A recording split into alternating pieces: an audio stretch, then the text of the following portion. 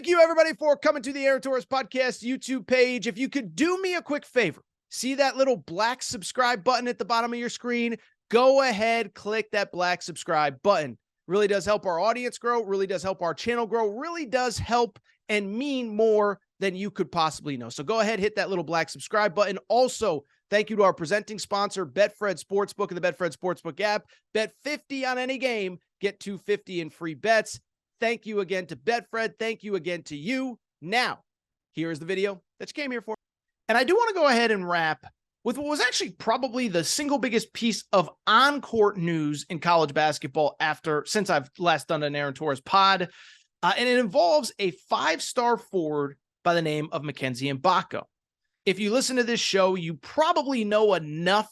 You don't need me to tell you the whole backstory, but as a quick 30-second thing, five-star high school player, class of 2023, graduating from high school like literally right now, was committed to Duke, and Duke got a bunch of players back unexpectedly that we all thought were going to go to the NBA. They all returned.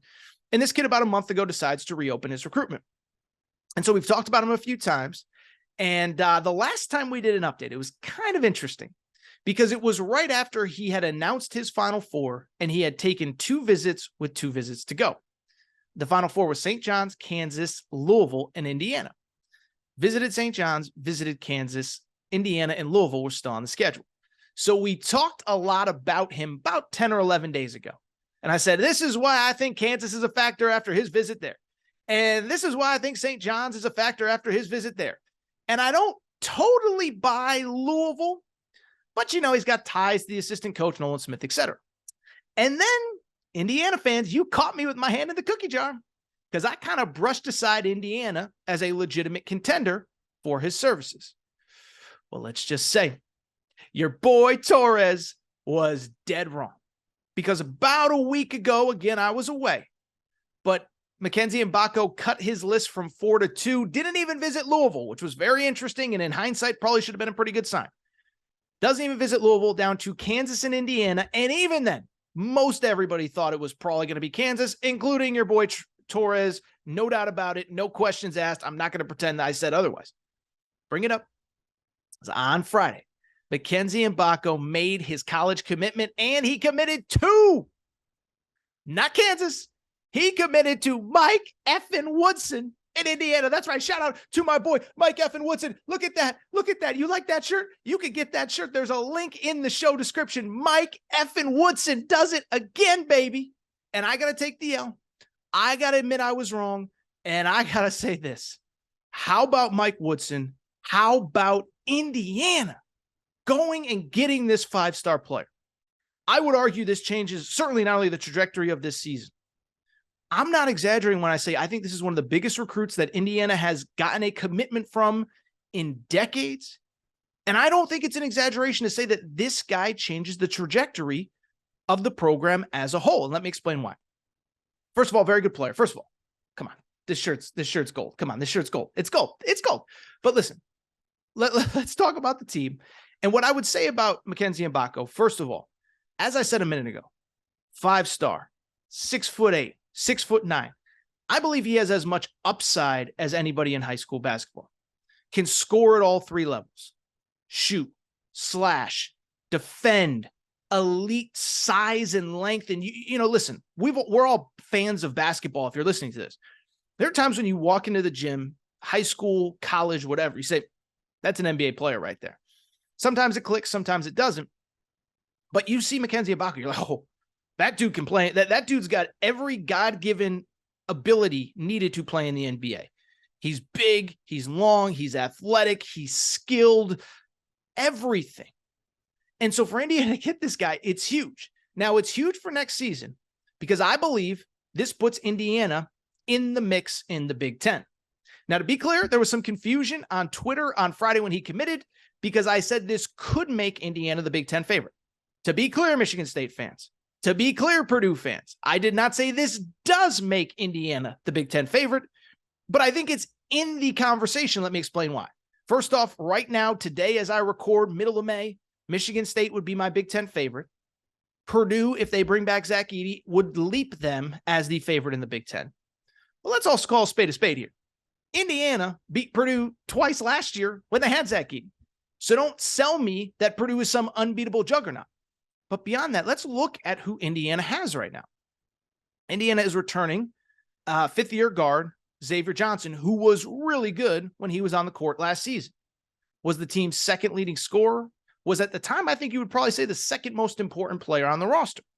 Now, when he got hurt, Jalen Hood-Schifino, a freshman who is now a one and done, he stepped up. But it wasn't until Xavier Johnson was off the court that kind of the ball was handed to Jalen Hood-Schifino. He said, go make plays. So Xavier Johnson is back. I think he's as good as any guard in the Big Ten. You know, he's right up there with Tyson Walker at Michigan State, and there's a few others. On top of that, they also added Kel'el Ware. Remember that name? We talked about him earlier in the spring. Former McDonald's All-American, 7-footer, has another one, just every piece of God-given DNA that you need to be an NBA player.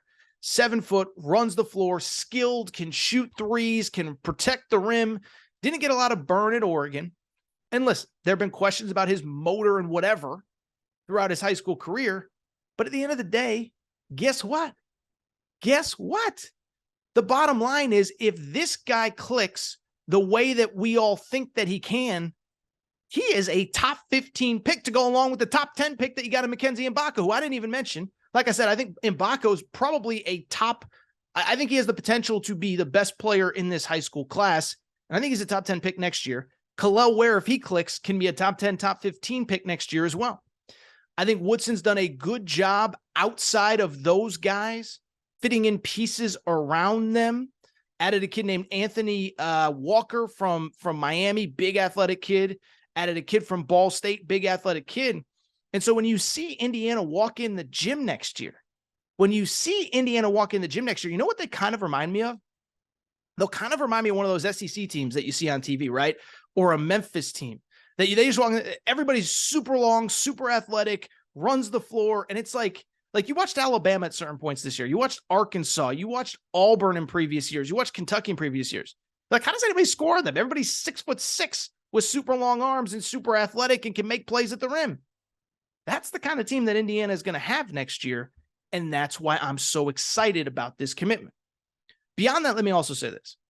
I don't think it's hyperbole to say that this is one of the biggest commitments for Indiana basketball in literally decades. And for people who don't know, we have the Torres on accounts, their team pages under my name, but we have great young interns and students and whatever run them.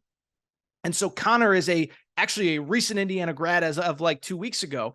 He runs the page, and I was DMing with him while I was away on Friday. I said, this feels different, right? Because when you think about all the great commitments that Indiana has had over the years, and they've had some, so it's not like, oh, they've never gotten a player of this caliber. But think about all the great players that they've gotten through the years. It's either Trace Jackson Davis, Romeo Langford, Cody Zeller, if you want to go back a few years, but they're all Indiana guys. If you grow up in Indiana and you play high school basketball in Indiana, Indiana should be the favorite. Indiana should land you. And if they don't land you, then they're doing something wrong. You might get fired as the coach. Beyond that, there's been other good players, Jalen Hood-Schifino, but he's not the player, the caliber of Mackenzie Mgbako. So for Mike effing Woodson, that's right, my boy, I'm sorry, I love the guy. For that guy to go ahead and beat Kansas head-to-head for this kid, it shows that if they can go against Kansas, if they can go get a kid that Duke wanted, they can go get anybody in college basketball. And it's not because he's an Indiana kid or he has ties to the staff or whatever. It's because Indiana staff is putting in the work. Indiana staff is selling that school the way that no coach in decades has been able to sell that school. Finally, let's just call a spade here. Let's just give credit to my boy Mike effing Woodson, because again, I was dead. Listen, sometimes you just got to take an L. And I was dead wrong on this guy. You go back to the spring that he was hired in 2021, and I know Indiana fans are going to come after me, and that's okay. I deserve it. Because when he got hired, I said, he's been out of college basketball for 40 years.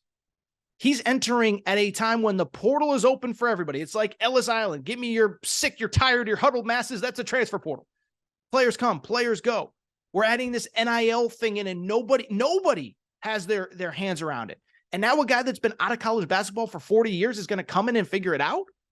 But I quickly admitted I was wrong. I was very impressed that first summer when he convinced Trace Jackson-Davis to come back, when he convinced Xavier Johnson to transfer in, all that good stuff. And it has continued to roll on. Now, I know at some point, Indiana fans want more than just a second-round NCAA tournament appearance, but listen, sometimes there are baby steps along the way. Sometimes it takes time. Listen, I'm a UConn alum, okay? I'm a UConn alum. Everybody wants, oh, UConn, they did it again out of nowhere. No.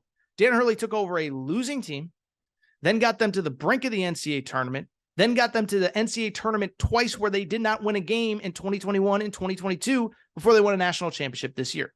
Now, I'm not saying that Indiana's win a national championship. That's not what I'm saying. But what I am saying is it's a process, and Mike effing Woodson continues to knock it out of the park with that process. So shout out one more time to my boy Mike effing Woodson.